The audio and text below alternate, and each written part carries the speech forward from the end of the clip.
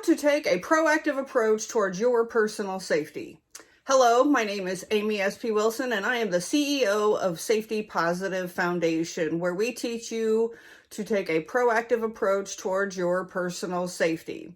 And of course, today's topic is how to take a proactive approach towards your personal safety. We've spent some other videos talking about other stuff, and, today we decided, maybe it's time to actually talk about, how to take a proactive approach. So let's just get right into it. There is lots of conversations in the personal safety space about reactive approaches. If somebody does this, you do this. If somebody does that, you do this. And in Safety Positive Foundation, we know that in certain interactions as blind, visually impaired individuals, as disabled individuals, it's not a matter of if somebody's going to do something, it's a matter of when. And that's not just blind, visually impaired, disabled. As individuals, there's certain aspects of us that we just know in the world that whether you're a man, you're a woman, you're tall, small, just different aspects of you that people are going to approach you on certain things that maybe it's time that it's going to happen. So maybe we need to make a plan. Maybe we need to be what Safety Positive would call being proactive. Okay, so in that, just what we mean is let's make a plan. So in the terms of Safety Positive, because our primary population that we serve right now is the blind and visually impaired. So when we're talking about blind and visually impaired individuals, and maybe you're not blind and visually impaired, just replace that out for whatever particular thing it is that you are thinking about, okay? So we're not necessarily saying this can't fit for anything else. We're, again, I am blind and visually impaired myself. So, and I'm very passionate about keeping my blind and visually impaired community safe, disabled community safe. And so again, just swap it out, because I know I have other people who watch these videos as well. And so again, just swap it out. Moving forward. So, as a blind individual in the world, when I'm going out, there are a few things that I have just come to expect that I know it's going to happen. It's not a matter of if it's going to happen. It's just a matter of when. And especially if I am traveling by myself.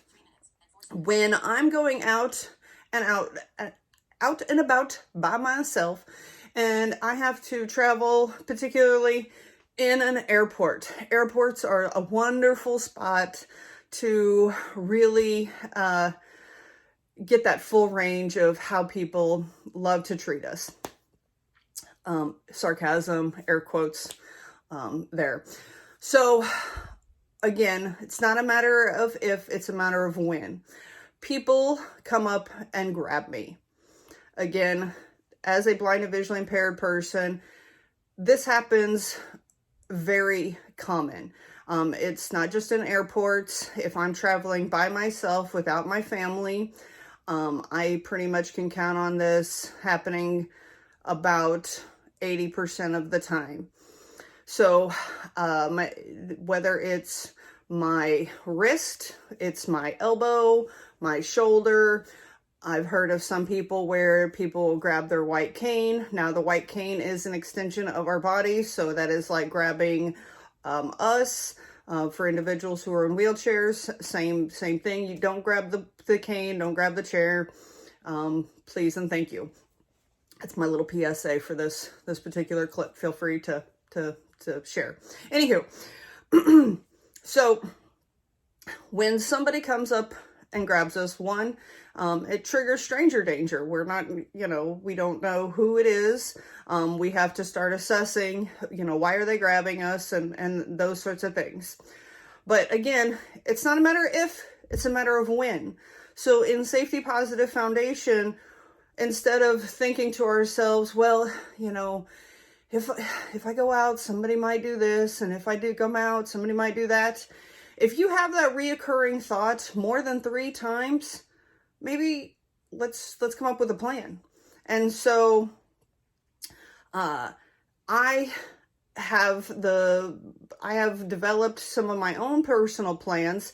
And again, here in Safety Positive Foundation, we want to help you come up with your own personalized plans, because how you deal with it is different for each person, because you have your own comfortable levels of where you might feel that in communicating, you may not be completely comfortable in saying, hey, I appreciate what you're trying to do, but as a society, we're trying to respect each other's boundaries, and I'd appreciate it if you help me this way. Let me grab your elbow and we can both get on our way in that particular fashion. Some people may not be comfortable going through all that vocabulary communication.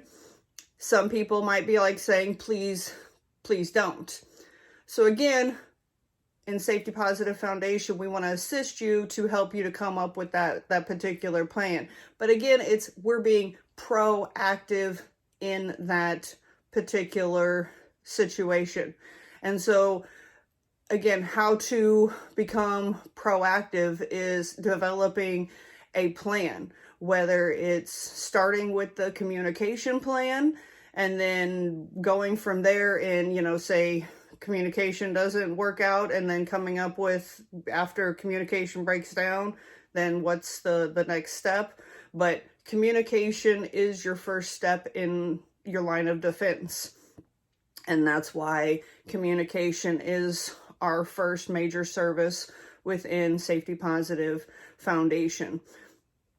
So no matter what it is that keeps playing in that mind loop in your brain of when it comes to personal safety, it could be a particular event of somebody coming up and grabbing you.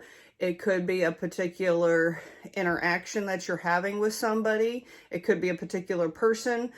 Whatever the case might be, if you're having those reoccurring thoughts over and over again, then maybe it's time to reach out to us. We will be happy to work with you in helping you to come up with a proactive approach, proactive plan in working through that. Because when you have a plan, it can help you to de-escalate those fears.